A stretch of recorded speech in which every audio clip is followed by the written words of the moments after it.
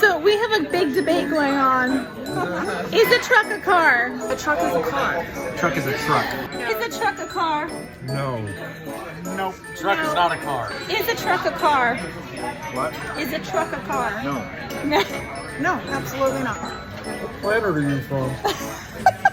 Is a truck a car? No, truck's a truck. Is a truck a car? No, it's a truck. No, a truck is not a car. A truck is a vehicle, and a car is a vehicle, but a car is not a truck, and a truck is not a car. Is a truck a car? Absolutely not. Is a truck a car?